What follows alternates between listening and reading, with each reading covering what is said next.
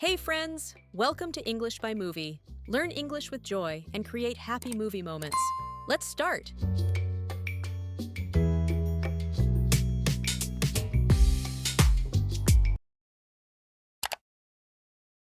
Yeah. I was the black sheep. I refused to go to church ever since I was 12. Dad knew I was a lost cause, but not my brother. He loved New Life.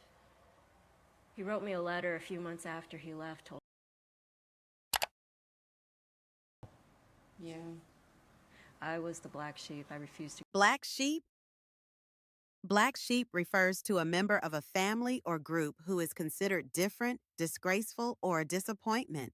It's a powerful idiom to describe feeling like an outcast because your choices don't align with the group's expectations. It comes from the idea that black wool was less valuable than white wool. He was the black sheep of the family for dropping out of college to become a musician. It means he was seen as a disappointment for choosing a path different from what his family wanted. I was 12. Dad knew I was a lost cause, but A lost cause. A lost cause is an idiom for someone or something that is hopeless and cannot possibly succeed or be saved. It's often used with a sense of resignation or finality when you've given up trying to change a person or a situation. Here, Liz feels her dad had completely given up on her. After failing the exam 3 times, he felt like his dream of becoming a doctor was a lost cause. This conveys a feeling of hopelessness and the belief that success is impossible.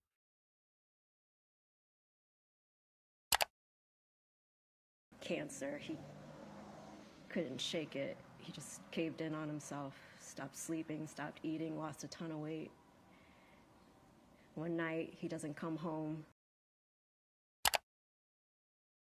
Cancer. He couldn't shake it. He just Couldn't shake it.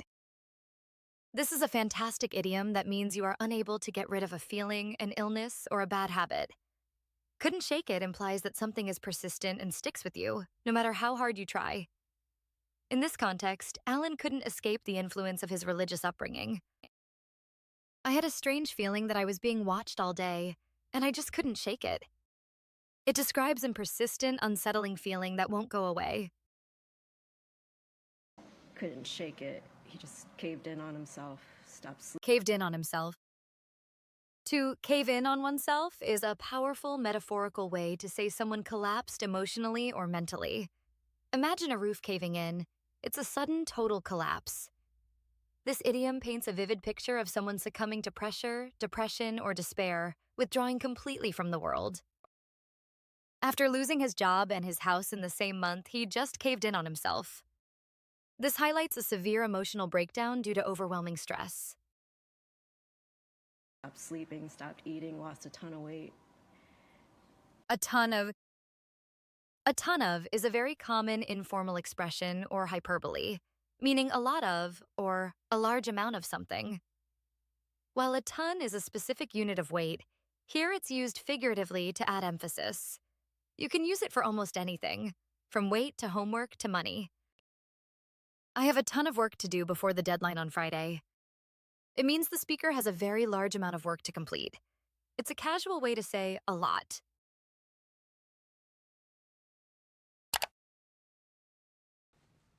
Counselor says I might not. I'm not worried. I'm a smart person. I never forget anything. High school's just...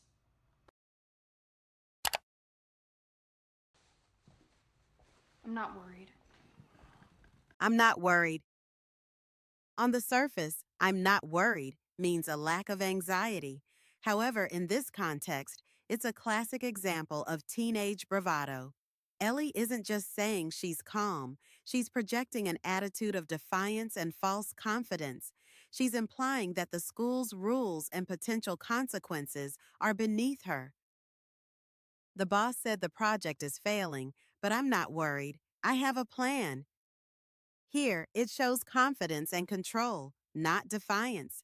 The meaning really depends on the speaker's tone. Anything. High school's just bullshit. Bullshit.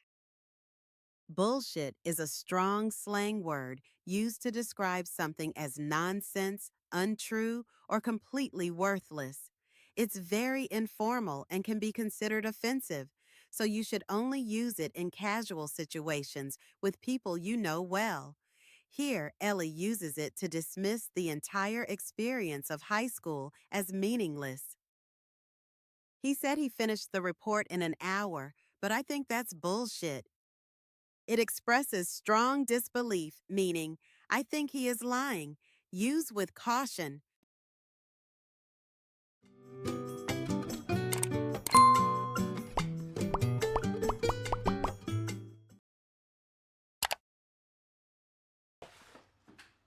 Look, it's been a long time. I just thought that maybe we can get to know each other.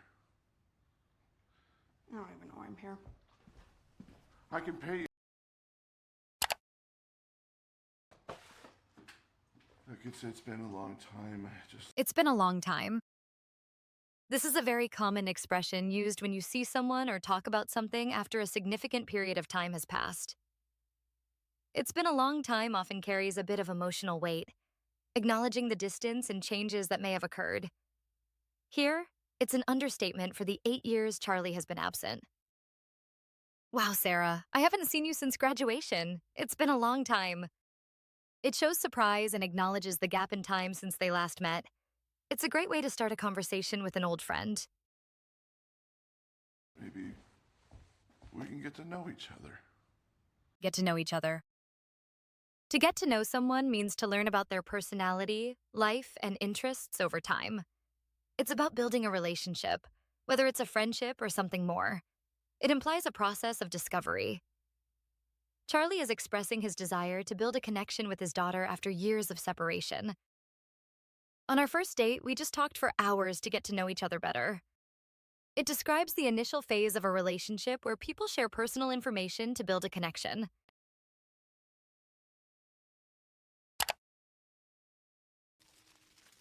It's not like she's alone, you know? She has her mom.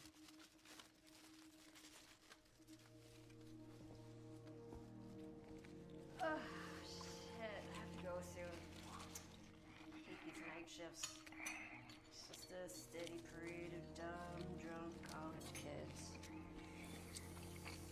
Did I tell you about this girl from... It's not like she's alone, you know? She has her mom. It's not like is a phrase used to introduce a counter-argument or to downplay the severity of a situation. You're essentially saying the situation isn't what you think it is. Liz uses it here to argue against Charlie's sudden need to see Ellie, pointing out that Ellie already has a parent. You can borrow my car. It's not like I'm using it this weekend.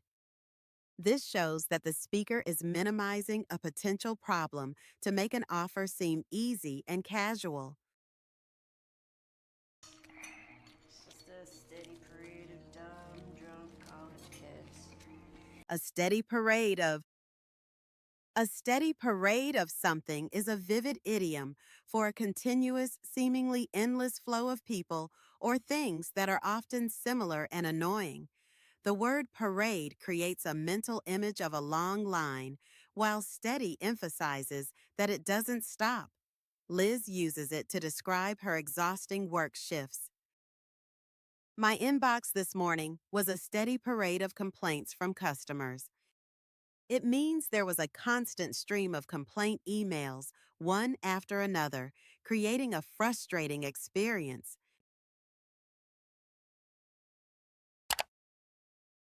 Keeping her from me. Charlie, need I remind you that you left us? I know. And I was left raising our kid and explaining to people that my husband left me for a man. But you didn't have to cut me out of her life like that. Oh, please.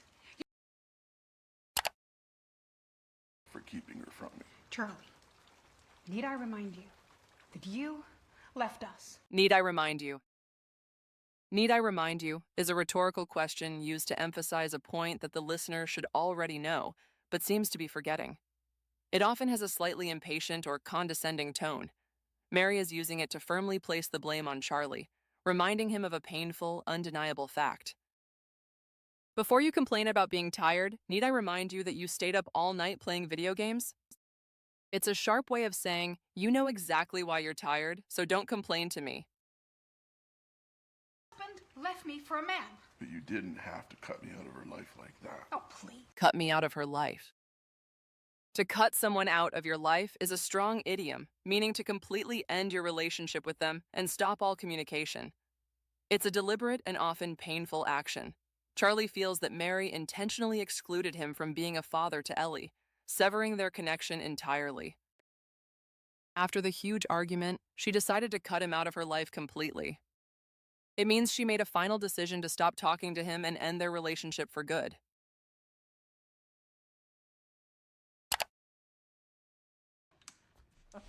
That's it. I gotcha.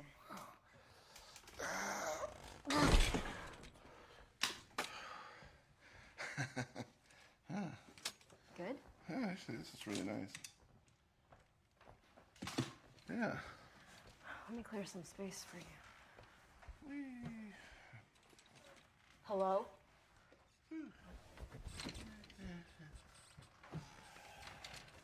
Look, no hands. Thank you, Liz. That's great. It's really great.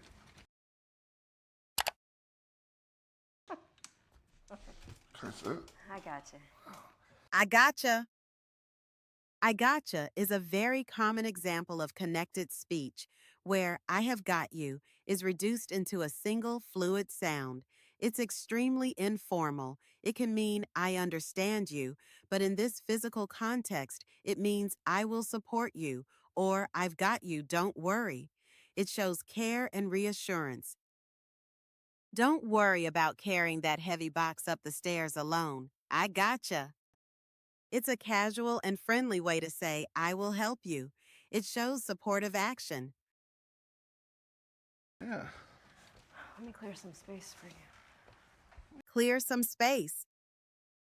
This is a very practical and common expression.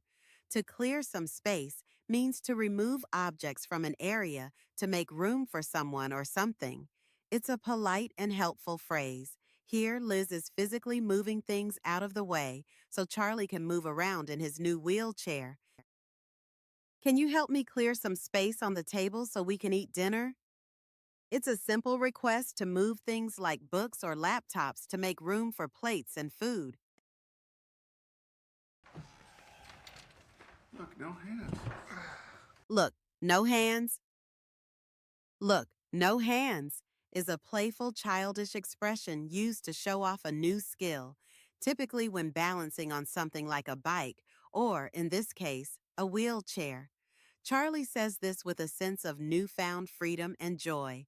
It's a moment of lightheartedness in a very heavy film, showing he appreciates the small bit of independence. The little boy shouted, "Look, no hands," as he coasted down the hill on his scooter for the first time. It's an exclamation of pride and excitement, showing mastery of a new physical skill. It's pure, simple joy. Hope you learned something cool today with English by Movie. Hit like, subscribe for more, and let's chat in the comments. Don't miss what's coming next. Bye for now.